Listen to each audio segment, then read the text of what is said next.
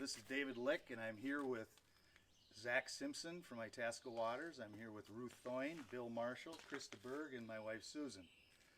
And what we're doing this morning is we're providing a video, we're making up a little video to provide some insight into what people that do Shoreland Advisor visits may want to talk about when they go out to visit a property.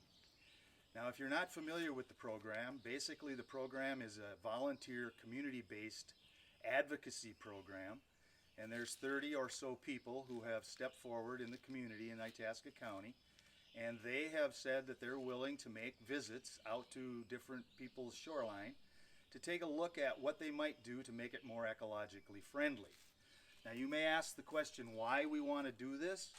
Well, the reason is that we understand that the economy of Itasca County is extremely dependent on clean water. We also understand that throughout Minnesota we have a lot of water, and we happen to be sitting on some aquifers here that are extremely nice, and we think that if we can convince the people who live here and who come here to play, if we can convince them that they need to take a little better care of it, we might be able to keep it that way for a longer period of time. Southern Minnesota, it's been said 40% of the water quality now is beyond use. That means it's not available for swimming. In 2014, Itasca Waters conducted a study with the University of Wisconsin-Madison, and the environmental economist's name was Dan Fanoff, and he wrote this in his executive summary, and I just want to read it to you, and I promise not to read much after this. Water quality is a non-market good that is not bought and sold outright as its own product on the marketplace. Instead, water quality is exchanged in the market, albeit implicitly as an inherently attached characteristic or feature of some differentiated product. Differentiated products are those that consist of a different or varying characteristics and exchanged on the market as a packaged good. Residential lakeshore properties are these kind of differentiated products because each one is unique in the quantity and quality of characteristics attached to it. The property, structural, locational, and environmental quality variables that make it distinct. So the point of that is that this isn't a car. We all share the same resources, and if we can convince people that we need to get together on this concept, we're going to be and have sustainable water quality up here for a longer period of time. We understand that lakes were made to ultimately fill in and become swamps, but eutrophication can be slowed down if we take some precautions. And that's what Itasca Waters is trying to communicate to the general public. So we have spent numerous amounts of time, or lots of time, trying to get people to take part in this program, and we invite you to call us for an appointment to come out and look at your place. There's no strings attached, there's nothing involved with it, it is not something where you'd be reported for any kind of thing.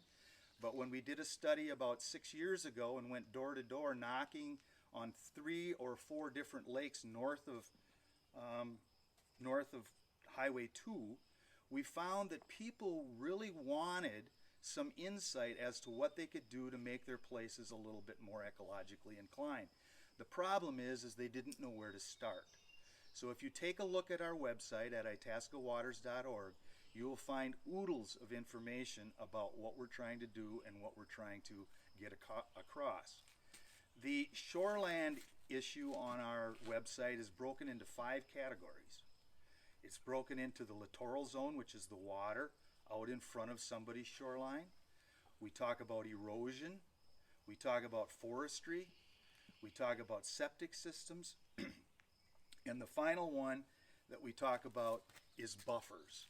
And basically today what I'll try to do is show what I mean by some of those things. So if we could just now take a look around this particular property, you notice the cement back here, you notice the gravel out here, you notice the rock here, you notice the roof of the house. All of those are impervious surfaces. And basically any of the water that hits on those impervious surfaces has no time to percolate through the soil to be cleansed. So what our idea is this. We need to figure out ways to slow water down that runs off of that impervious surface, to hold it by root systems so that it can be taken up by the plant and utilized to make vegetation.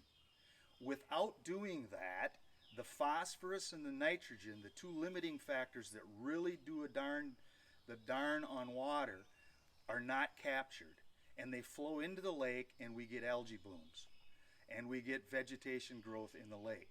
So the whole idea of this concept is root systems, and I guess what I'd like to quickly show you is this photograph. This is done by the DNR, and I think, Zach, can I come closer to you so that you can get this in? Okay, basically, this shows 10 or 15 different types of vegetation. And if you look way over here, this is Kentucky bluegrass.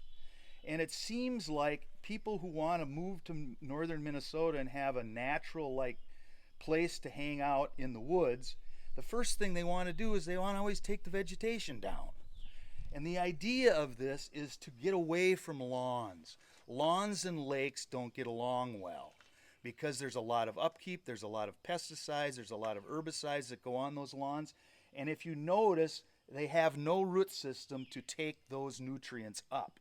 If you look at some of these other things like goldenrod, Indian grass, compass plant, porcupine grass, going down all of these ways, some of these have root systems that are 15 feet long.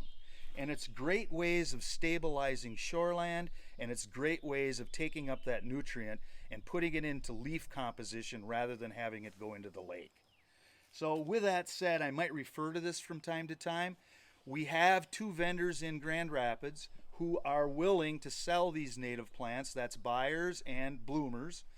We spent some time with them this year, and they have literally come out in 2020 and they're stocking them for us.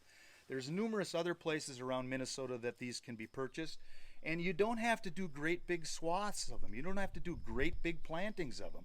If everybody would do just a little bit, that's a perfect thing. They're pollinator plants for butterflies and bees and all of those kinds of things. And once they're established, the first year they kind of sleep. The second year they begin to creep, and the third year they'll begin to leap. So you have to take care of them a little bit. You can't just put them in the ground and forget about them.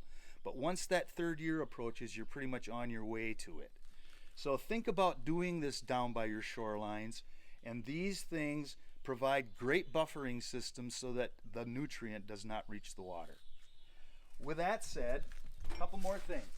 On our website, you will find this particular document, and this was put out by Itasca Waters in 2018. And it's a shoreland guide, and any of the people that are doing the Shoreland Advisors Programs as advisors, all we've asked them to do is read this 26-page deal. It's just basic information on maintaining water quality in Itasca County. This particular thing covers all the 5 categories of the buffers, of erosion control, of phosphorus, nutrients, septic systems, forestry. It covers all of those things. And it also provides information as to who in the county, if you have the capacity to pay somebody to do the work, there's people around that would love to have the jobs. So pay attention to that. The other informational brochure that we have, and we have these for people to get, are on septic systems. We are in Wabana Township right now, and we are the only township in the county who has compliant septic systems on all 14 lakes. And we did that back in 2000, and it's at first it was a difficult push, but now we've come to the conclusion with most of the people who didn't really want to go along with it, they're pretty happy that we did. So basically, we'll talk about septic systems in a little bit. The other thing that I have for you here is this reference guide of who the contractors might be and who the organizations are that you might want to call. Keep in mind that many things require permits. You can't just buy a piece of land and cut down all the vegetation. You definitely have to deal with permits when you go below the ordinary high water mark on a lake. You must call the DNR. If you want to take vegetation down on a lot, you've got to get a permit from Itasca County Environmental Services, or Bass Brook Township, which controls a lot of the Pokegama area. And it's critical that people follow the rules on these kinds of things, and it's also critical that these government entities follow the rules so that we have some rhyme or reason to how we go about development. A couple more things and then I'll quit talking about some of this stuff. The amount of money that comes into Itasca County a year is nearly $80 million from water. And it's a huge shot in the arm. I like to call it the golden goose of Itasca County. I need to remind people that are from the metro area or other places around the country, they're not coming here to shop. They're coming here to enjoy the water resources that we have. And it's extremely important that we pay a little closer attention to this. From time to time, water gets put on the back burner, and we just think, well, we got so much of it, it's not that big a deal, we can do this and this. But if demographic projections are accurate, Itasca County is looking to bring in a lot of people in the next 5 to 10 years. So if indeed that happens, it's imperative that we get a plan on how we're going to do this with our wonderful water up here. So with that said, I think what we could do, if we could, Zach, is move over and take a look at this rain barrel.